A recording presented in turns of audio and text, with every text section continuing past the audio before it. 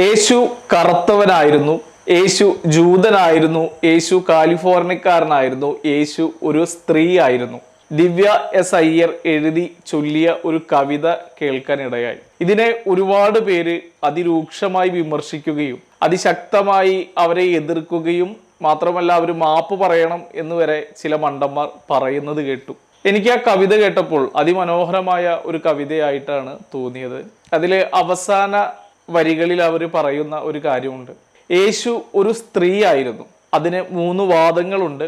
ആ 3ാമത്തെ വാദം അവർ പറയുന്നത് പണികൾ ചെയ്തു തീർക്കാൻ ബാക്കിയുള്ളത് കൊണ്ട് യേശു മരിച്ചിടത്ത് നിന്നും എണീറ്റു വന്ന് പണികൾ ചെയ്തു എന്നതാണ്.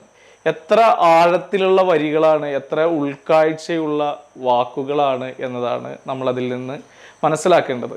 കാരണം ഒരു സാധാരണ വീട്ടമ്മയുടെ ചിന്തയിൽ നിന്ന്, അല്ലെങ്കിൽ ഒരു സാധാരണ വീട്ടമ്മ വീട്ടിൽ ചെയ്യുന്ന കാര്യങ്ങളെ ആസ്പദമാക്കി ആ വീട്ടമ്മ അത്രയേറെ സ്നേഹിക്കുന്ന അല്ലെങ്കിൽ ആരാധിക്കുന്ന ആ ദൈവം ഒരു സ്ത്രീ തന്നെ ആയിരുന്നില്ലേ അങ്ങ് എന്നാണ് അവിടെ ചോദിക്കുന്നത്.